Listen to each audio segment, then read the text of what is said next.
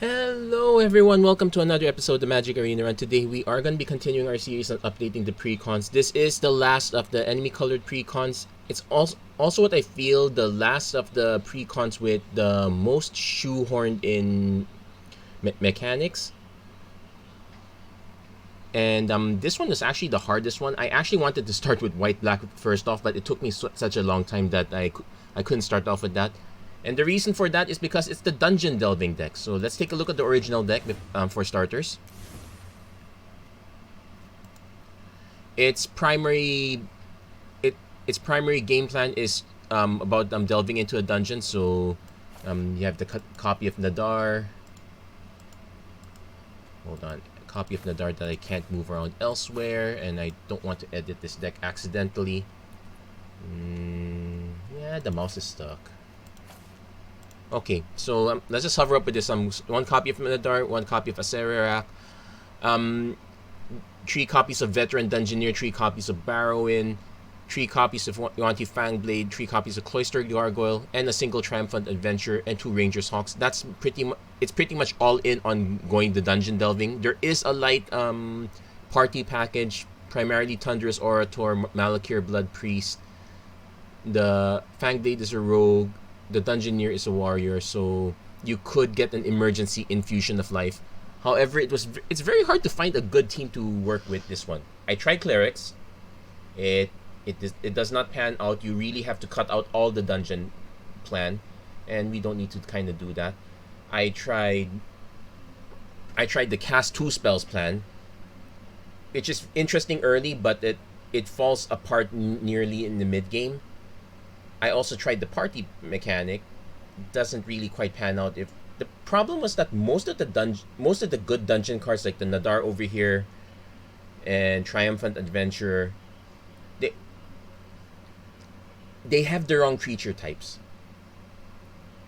And since I can't exactly edit this deck anymore, I decided that we probably should still keep the dungeon team. Otherwise, I would probably just recommend a different deck altogether.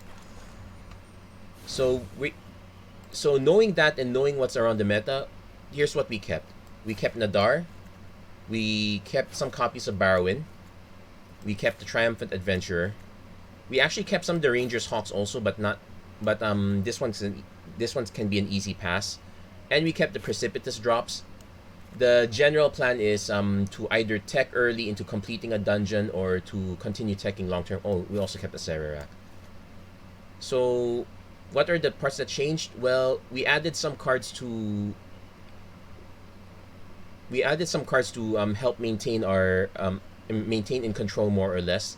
The only card with a sort of party team is the Acquisitions Expert, but not too many copies. It's pretty much just here to take out some early cards and try to pick apart our opponent that way. This is also the one deck where I tried doing it without Learn Lesson. I realized, no, we really need that extra package. So 3 copies of Professor Symbology gives us a decent access to Learn Lesson based on the situation. Also need a lot of early removal, so Portable Hole, Blood Chief's Thirst. There's an Infernal Grasp. We kept the Vanishing Verse. Clarion Spirit's here primarily to gum up the boards, really buy us time, at least until a board wipe hits. We added Lunarch Veteran likewise to help us gain extra life that way. Pretty much the other main add-on is 2 copies of Reidane, because it's looking like a 4+ mana meta in terms of non-creatures. Like we have Eska's Chariot, we have Ren, we still have Alrund's Epiphany.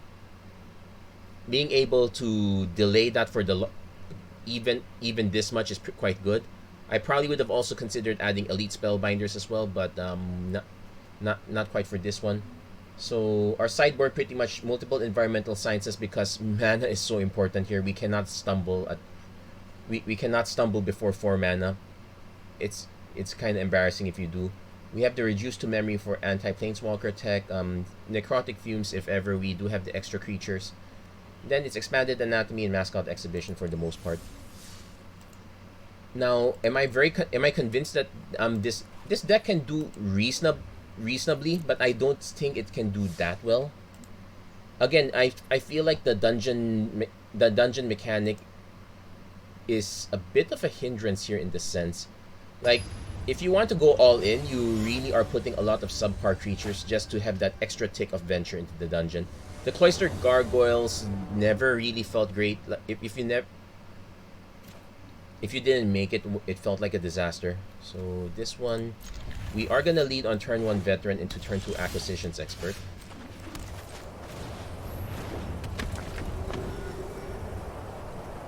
The Barrowin is a little. It's very good at buying stuff back, but it is admittedly awkward. So at least this way we get our pick of 2 cards. We get to pick the 2 cards that our opponent feels like they can give away the most. I added the one can't say stay away. I feel like I could add more. Opponent's giving up Ren and Skyclave Apparition. I don't mind losing either card, so we're gonna make them discard Ren. It's also possible they have a second one, which would be annoying. Next turn, we just drop the Ranger's Hawk. We're not again not exactly that aggro. There was a build that's more mono white. You can get a lot more aggro that way. Opponent goes for the Lunarch Veteran, which makes sense. The portable hole. I have a few copies of this. My gripe with it is that it misses a lot. Now, if our opponent is kind enough to do nothing, we can kind of start delving. I probably would start delving with... Yeah, this is a very bad matchup for us. This is the green-white landfall deck. Portable Hole is a very big miss. I probably could replace this with more Skyclave App, or even Borrowed Time would be fine. So that said, I have the option to snipe this. I will most likely lose the Ranger's Hawk. I don't feel like I need to snipe it quite yet. So we do hit Nadar. We do hit a Barrowin also. I'm gonna drop the Barrowin first.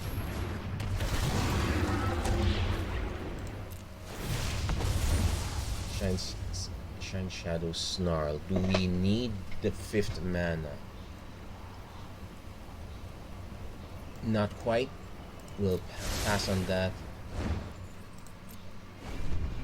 So at the very least, we can offer a block with under Yasharn, but we're Scoot Swarm. Yeah. Okay, so yeah, Portable Hole's gonna miss a lot here. That's the problem. I would probably just recommend swapping this with Borrowed Time. I kept it to give us an Now that said, because we have a second one, I am willing to trade.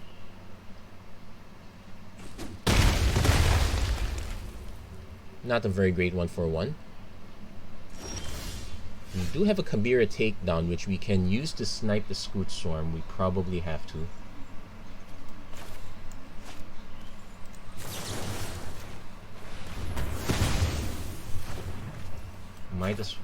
Might as well play the Portable Hole. We're never gonna get another target. And I can choose to hold back. If only to block the Skyclave offer the block on the Skyclave Apparition. That's it. Our opponent probably had a second Ren and 7 if they were offering that as the first cut. Oh yeah, I forgot to mention the Kabira Takedown and the Malakir Rebirth. They kind of important here. Eska's Chariot. Yeah, we could have used the hole on one of the kitties, I would say. Now, since our opponent is kind enough to offer the block,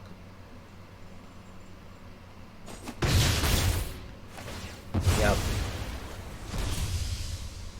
we're gonna keep taking it. Reidane is a little bit late. It would have been able to tag that. I am gonna just play Nadar. Our opponent playing regular green-white means they don't have a Blizzard Brawl for me to worry about. Let's see. No, we'll take the Goblet. Let's give ourselves a chump blocker for the Chariot.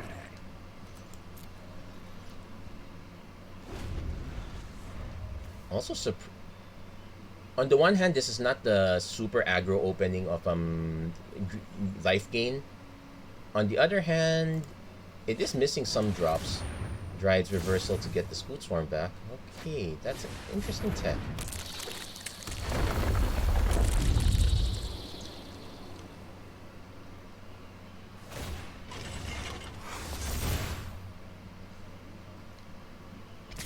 So I'm actually inclined to... I'm inclined to not jump. I'm inclined to actually trade for the chariot.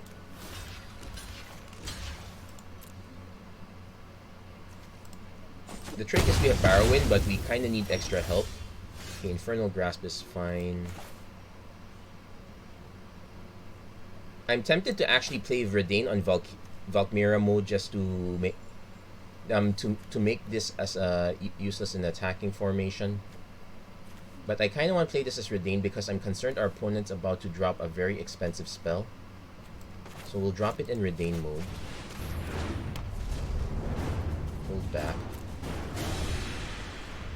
Now without the Prosperous Innkeeper to generate life gain, this one just becomes mildly annoying. Well, eventually it's gonna become very annoying. Opponent does have a Ren and 7. If they go for the token, we do get to snipe it with the Infernal Grasp. Looks like you're also out of lands as well, so...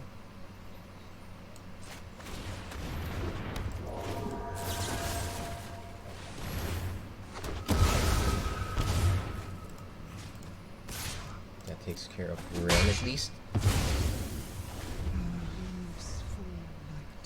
The Scoot Swarms are going to be an annoyance here. Looks like our opponent does not have the lands quite yet, otherwise they would have slammed. Intrepid Adversary. Ooh, that's an annoying one. So these are all 3/3. Oh, there's a pair 4/4s. Opponent not swinging with them quite right away. Yeah, this was, I wouldn't say quite random. The problem is we got stuck on 4 lands quite a while. And also, yeah, I think the mistake we did was play Nadar when we should have played Barrowin. I was hoping that we could finish the run, then get Barrowin to get back Nadar in that event, but okay, what we're gonna have to do is we have to place Professor Symbology. We do have to do an Environmental Sciences.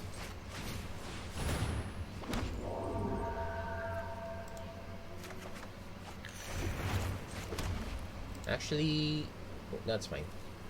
So, probably not gonna block with Reidane. So I'm actually, yeah, I'm probably not gonna block with Reidane, so I'm just gonna swing with Reidane. I have to set up the blocks in a way that if our opponent does not have another Intrepid Adversary, we can cut most of these guys down to size. Ooh, the Shard is annoying. I should consider. I don't think our opponent would ever swing with Intrepid Adversary. Oh, there's Prosperous Innkeeper too. Opponent's got everything going. Oh, there's... Oh, darn. I was hoping they would swing with that. So, with that in mind... Block, block. I don't see any real point in trading quite yet. Yeah, this is technically a lost game, so we're gonna take the hit for now. We hit the Malakir Rebirth, but a bit on the late side.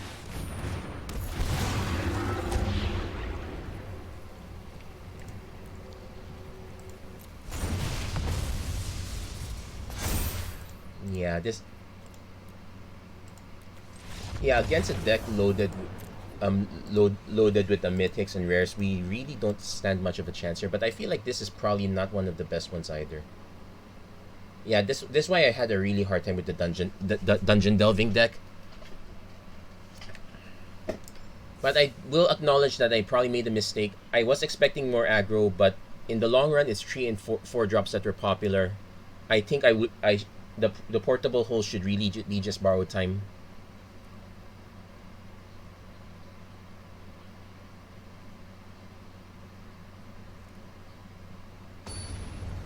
Blood Chief's Terse is kind of fine. I could sneak in the Brutal Qatar. I would probably end up having to cut, like, say, the Can't Stay Away for the most part. Okay, so this one is super sketchy. Yeah, this is also the other problem. Unless you're the Professor of Symbology, any 2-lander is super sketchy. Like, if I play Clarion Spirit turn 2 and don't draw a third land and just playing a Clarion Spirit again, it's gonna look really bad. Well, let's mulligan this. This one I have more confidence in. We're gonna keep this one. Not too sure. again, because we don't know the matchup, I have no idea how good Portable Hold is gonna be. I might just cut the Portable Hold altogether.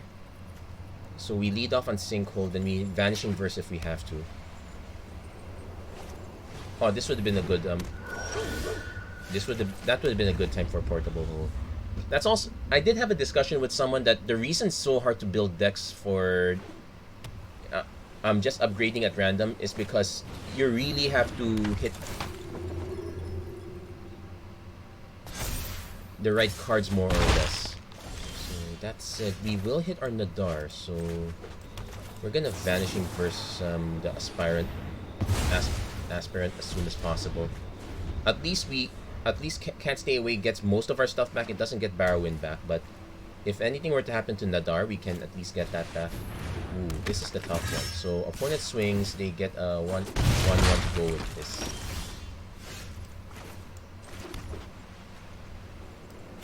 Adeline also docked. We will have to keep the Sinkhole also, unfortunately. Yeah, it would have been a lot better if we did keep the Portable Hole and did not keep Barrowwind. Maul of the Skyclaves. Ooh, wow, we're gonna take 7.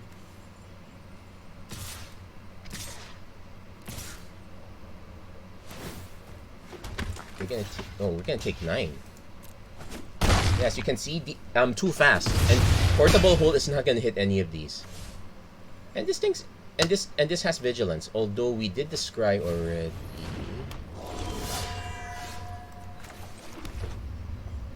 So what we can do is swing, generate a token. Super desperate mode.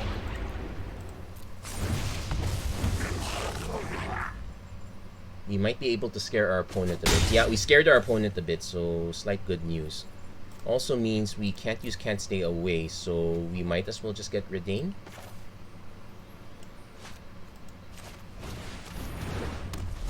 I would love to play Valkmira in that mode, but not happening. So we know our blocks. We probably block all the small guys if possible, but I think we might be... Ooh, now we have to give up Reidane.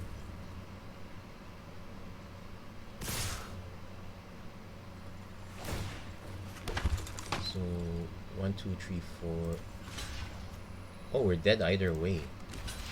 Yeah, not looking good. This is a horrible matchup for us. And as you can see, the problem is if you don't go full aggro, we get wiped by aggro. If we go full aggro, we get wiped by control. It's really not there is no good win.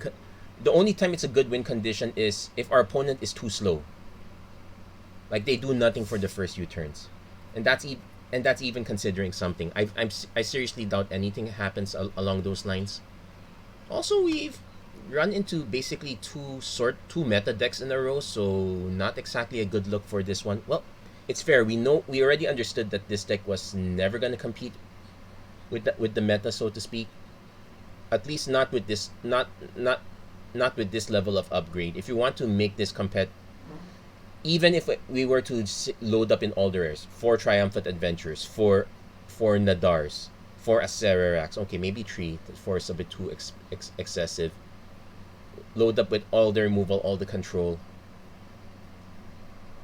We're probably barking up the wrong tree for white-black in this version. So it's very hard to... Yeah, so it makes me wonder what was the logic behind these. I feel like that these decks were made for people to play around and throw away afterwards. As in, they feel awfully subpar. If they were expecting us to play this at a more reasonable more reasonable power levels, they have to give us that option. Here's the thing. You go on play, you will hit meta decks inevitably. And in fact you hit them more often than not. You go on a standard queue. You get the same thing. People playing with big meta decks because that's how they farm. In a sense,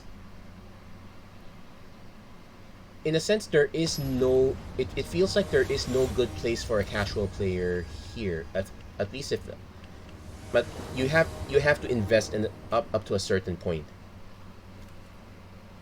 So that said, we do have a semi-reasonable start. I will play the Snarl first. I technically could have played the Kabira takedown first also, but looks like our opponent's also in the slow, so we can get away with it a little bit. Opponent. Okay, if it's Chaplain at Alms, we're fine.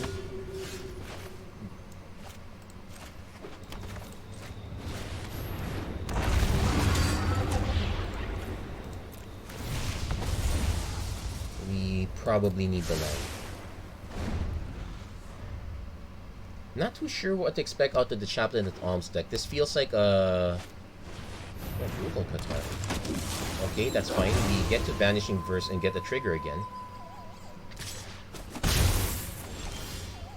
So temper our expectations.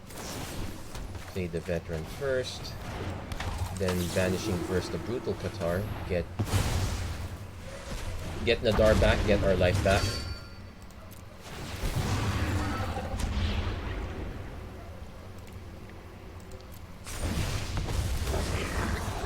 Now I need to decide what am I supposed to expect at the 4 mana mark.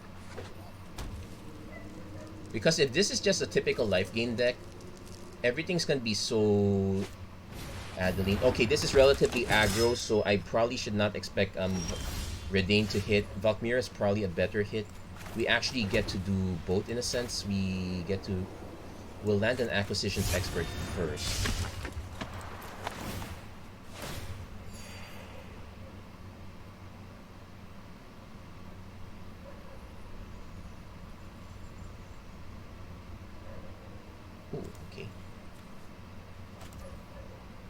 Then we probably do have to play Reidane just to start beating up top.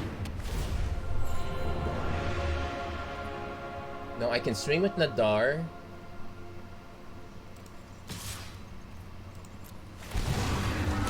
Get the +1/+1 counter on it.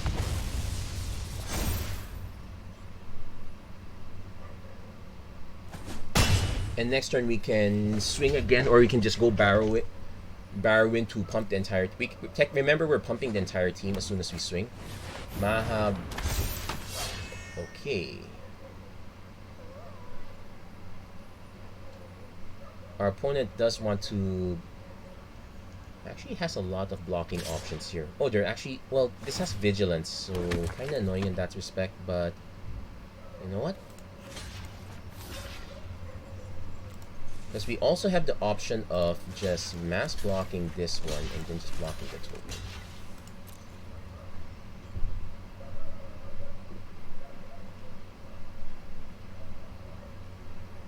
We know we're gonna lose Nadar, but we know we're gonna probably get... We have a plan to get it back.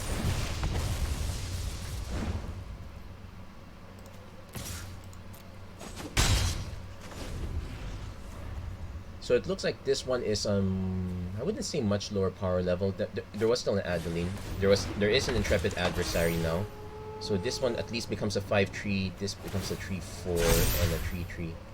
3/3 first strike's annoying. So because as soon as I swing with that, well, thankfully our opponent chose to swing for us, so I don't have to worry about that one.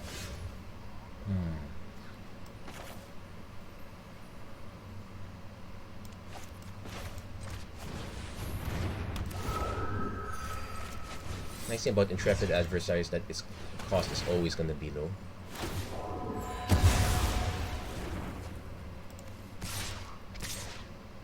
And with that, we get Nadar back, which gives us another dungeon trigger and also buff the team.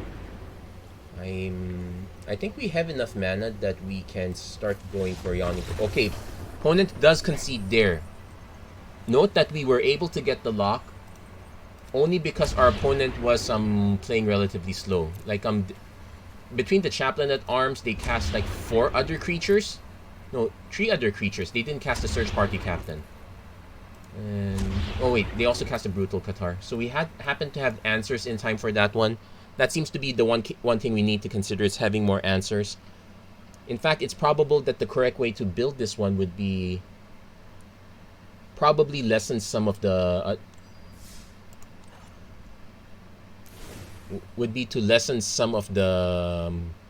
creature aspects, but we've kind of lessened as much as possible. The Ranger's Hawk and the portable holes are the weakest links here. So I can say we did get 1 game off this one. So and sometimes you get good fortune that way, but I'm still not convinced. And to think I spent the most time on this one, I wish I could have spent it elsewhere. Okay, so we get multiple 1 and 2 drops. We just need 1 more land, but we have a bit of a starting time. If our opponent leads off on the 1 drop, I can Lunarch Veteran Bloodchief's Thirst. If not, I can just go Triumphant Adventure and start the adventure. Our opponent could possibly be playing blue-red, so who am I kidding? It's usually blue-red or blue-black. Blue-white is also an option. Okay, it's blue-black. They might kill this guy immediately, which would allow me to, I wouldn't say stick a Reidane. Knowing that it's snow-covered, I'm expecting control with Blood in the Snow, so the Reidane helps. Opponent's gonna let us go on an adventure. Usually the trick against control decks is to limit the amount of risk we're taking. I probably would have preferred another land, but we'll do this. I could treasure token. No, we'll do a singular goblin. That's the early game usually belongs to us, so we have to force our opponent to either answer with these or hope for a late game plan. I'm gonna swing first, get the trigger, put a counter on the goblin.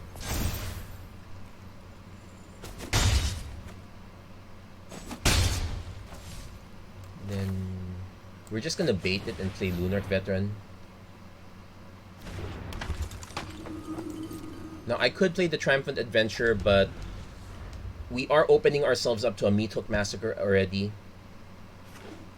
Yeah, this is Meathook Massacre mana. At least if we had a Nadar, I would be more confident with it somewhat. Okay, opponent's not going to massacre us quite yet.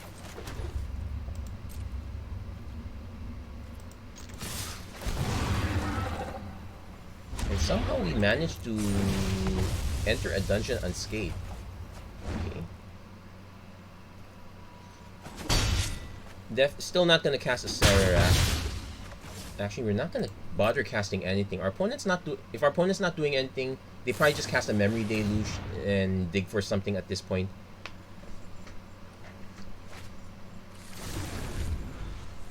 As soon as our opponent taps out for something, we will drop Reidane and drop a Triumphant Adventure. I'm pretty sure this is an Aldrin's Epiphany. Could easily be a counterspell.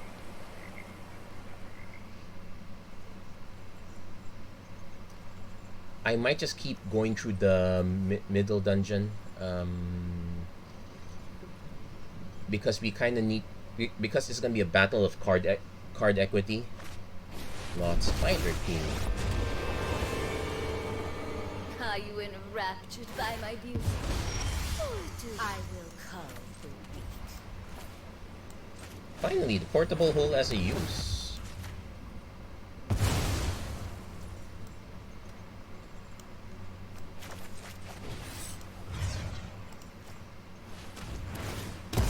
Lot gets a loyalty counter, but doesn't quite matter.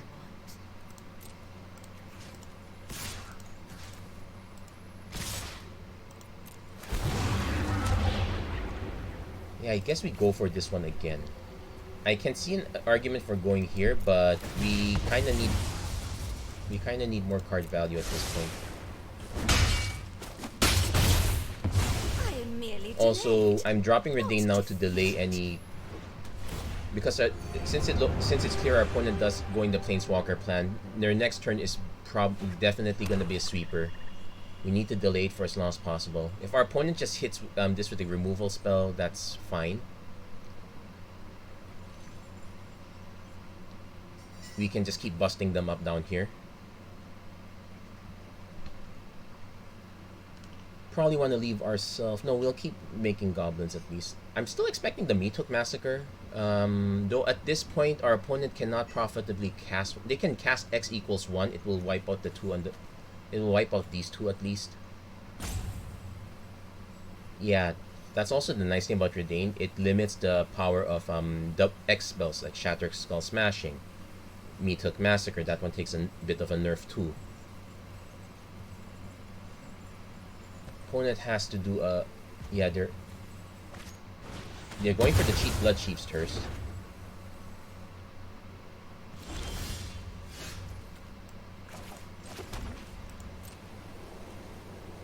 Gonna swing up in the air with everything. It will take our opponent down to half.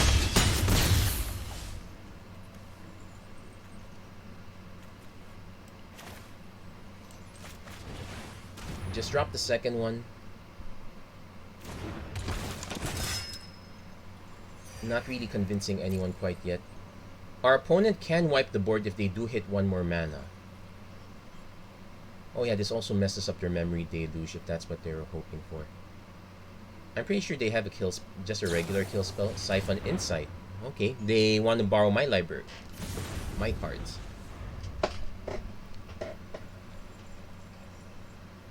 I do have a few kill spells. Yeah, also Reidane messing up the snow-covered mana.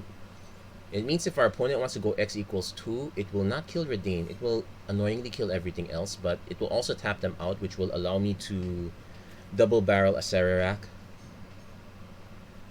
And then hit our opponent down to 2.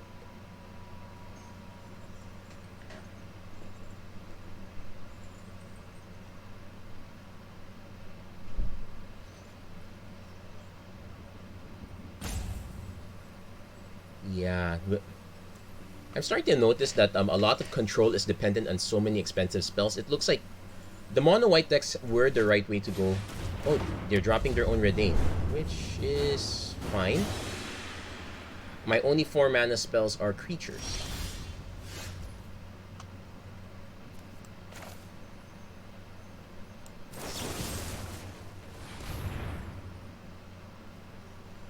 They could have a counter for this. But usually the counter is, okay, so they did have the Saw It coming.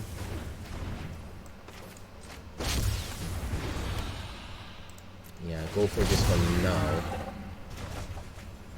Give ourselves a Goblin token. Swing with everything. Put a +1.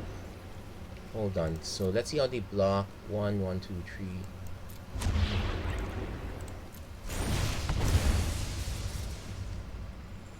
Pretty much game.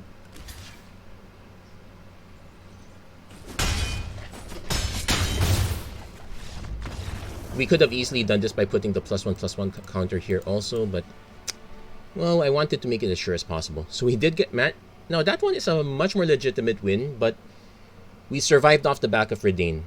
I'm pretty sure if those 2 lands were not snow covered, we probably would have had some trouble. I'm pretty sure our opponent was relying on a Meathook Massacre at that point. So we managed to dodge that bullet very well. We didn't hit a Dar, but at least a Sararak showed its power. Oh yeah, speaking of mythics, the mythics are a Sararak, our own copy of Meathook Massacre, because we expect a lot of our creatures to die, and the 1 mascot exhibition on the sideboard. So. Ooh, this one feels awfully poor. We will keep it. And we need to push the aggro early. So we'll probably do Ranger's Hawk, hold up Malakir Rebirth. It's a very poor use of Malakir Rebirth. Shambling Gas.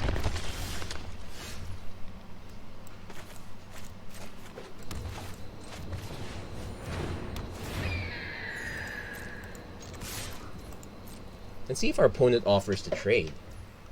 No, does not offer a trade. I'm tempted to Blood Chief's Thirst it and just hold up Malakir Rebirth. Yeah, especially if it looks like our opponent's on mono black, we might go for that. It's also tempting to just take the hit for now. It's also tempting to just start delving at this point.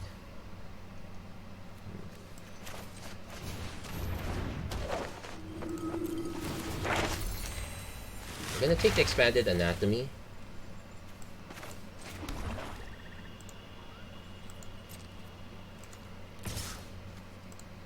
So still gonna swing with both. Yeah, I'm pretty sure our opponent wants to block that way. We'll let the trade happen. We'll see how... I want to encourage them to do the -1/-1 on the Ranger's Hawk. Interesting.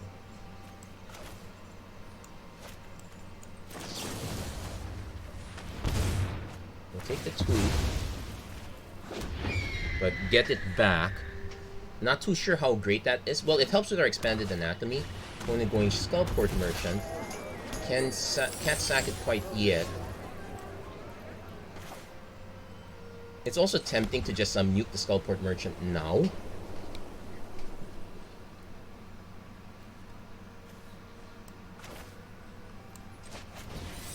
I'm afraid they might have something bigger, but I'm also concerned that they're using this to draw into something else. So just gonna go simple. Expanded Anatomy. Kinda wish I played the Snowfield Sinkhole. I was still deciding if I wanted to do a sacrifice or not. Opponent does show the green mana at last. This is probably a Skeletal Swarming deck from the looks of it, so we are already in trouble now. All things considered.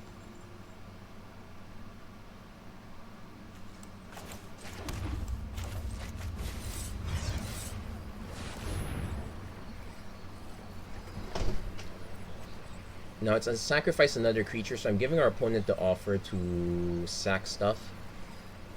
If this is really Skeletal Swarming, yeah.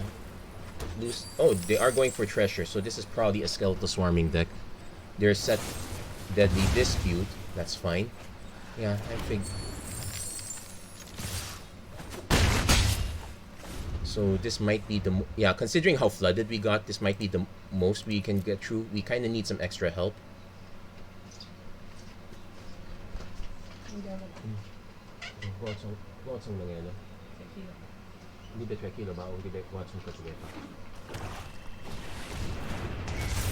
Opponent goes Binding, snipes the Ranger's Hawk, which is actually fine.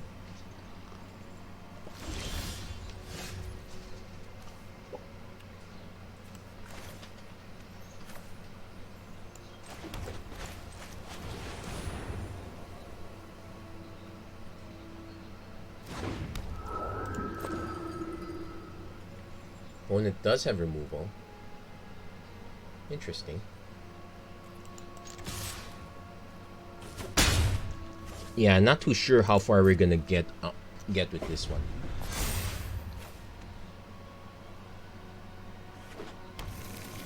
Opponent getting out blue mana. So this might not necessarily... This might be more of a Sultai build.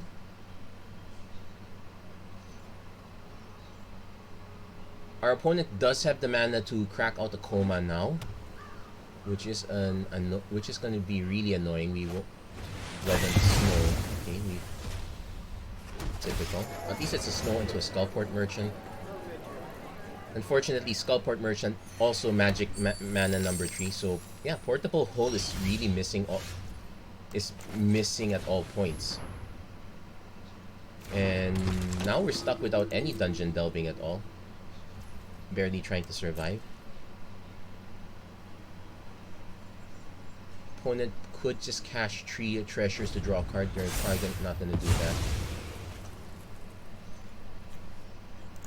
Yeah, usually it's when you get to this control level. We got close enough, but yeah, we lack the extra oomph.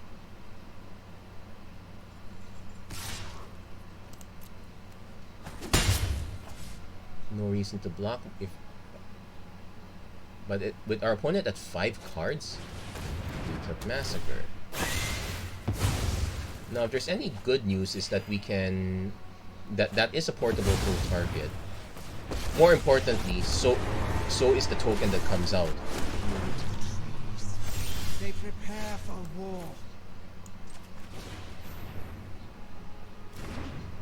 Not sure how much it's gonna last, but at least we get rid of the token.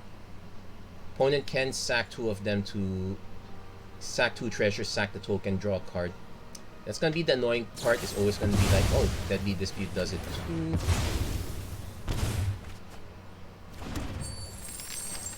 We get to play Nadar, but we're only starting the dungeon delve, so this is a real problem. At the very least, we can make sure we don't draw into another land. Precipitous Drop. We haven't drawn this for most of the games. This is also starting to look very weak. It is worth a shot. Let's see what kind of creatures our opponent has. It's mostly just shambling ghasts. At least it's not a land. That's all I can ask for.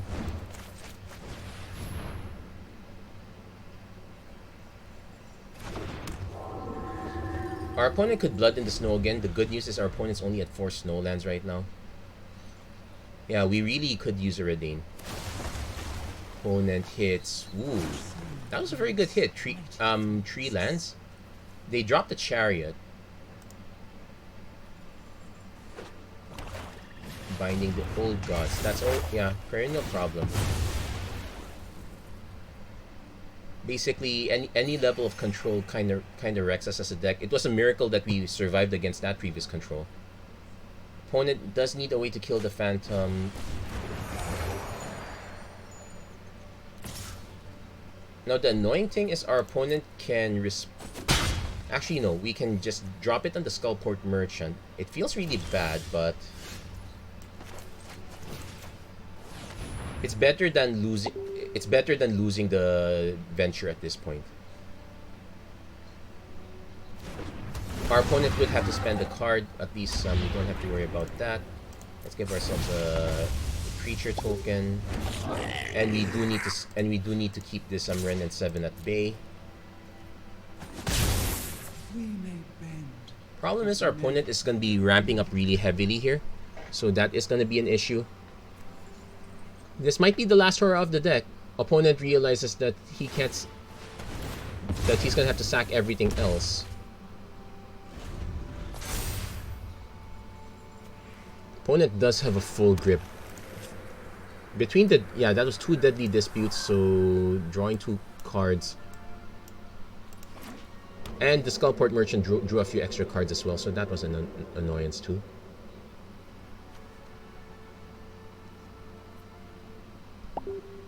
Hitting on the Serac will at least allow us to complete the dungeon, for what good that does. No, opponent is gonna just vomit lands.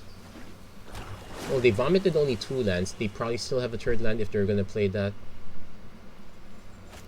Opponent goes Blood on the Snow. Opponent could have just to get the Skullport Merchant back. Okay.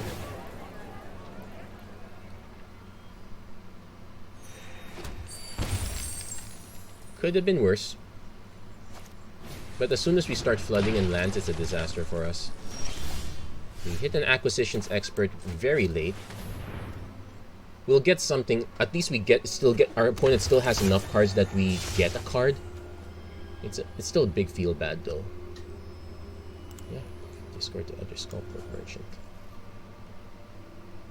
Opponent's probably now incentivized to start pumping this one up. Opponent didn't even go for the treasure sack. We will take 2 damage. Opponent's gonna hit 2 and 2. Thankfully, they lose another Blood in the Snow, our number 1 enemy. That was their 3rd Blood in the Snow already. Opponent's now starting to draw cards.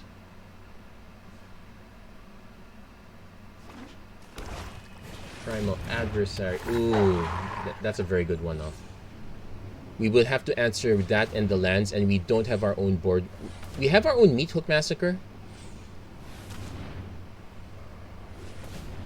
It'd be nice to hit that, though. Problem is, it won't. Yeah, it won't be able to snipe the Primal Adversary if it gets to that. We'll just block the Skullport Merchant, but it's feeling like a lost cause at this point. Oh yeah, they had that touch anyway, so I should have blocked one of this. I should have just blocked one of these.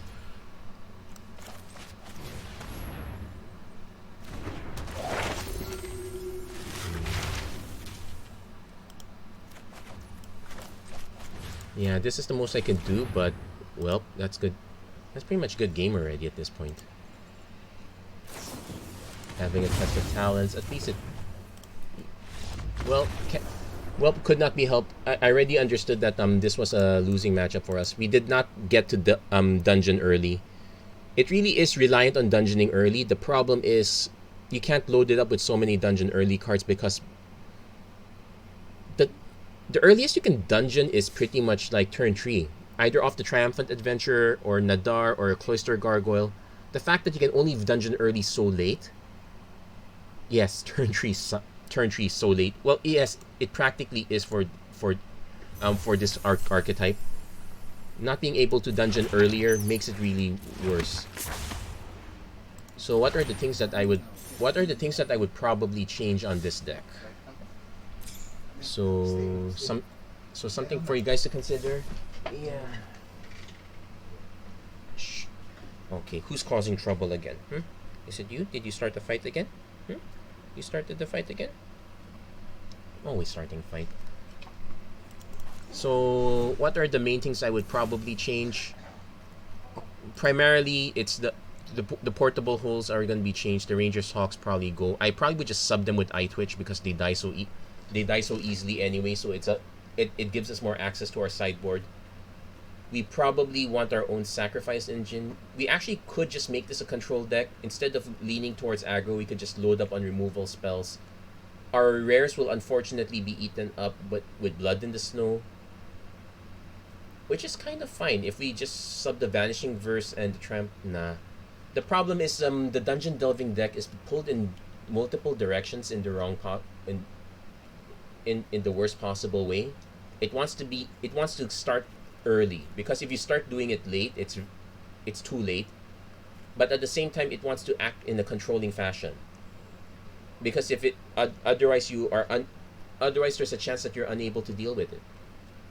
That said, if there's any good points, that we pretty much lost to decks that just that pretty much ran a lot of rares and mythics, so we can console ourselves a bit. But yeah, it's not looking very good for the enemy colored precons. Would it look better for the ally colored ones? We shall see. That's going to be it for this episode of the Magic Arena Run. If you like what you saw, please don't forget to like, share, and subscribe, turn on notifications and whatnot, or else Rocky's going to be a very sad boy. And as always, thank you very much for watching. I hope to see you guys again next time. Right? See you next time. Take care, God bless, stay safe wherever you are. Have a great week, everyone.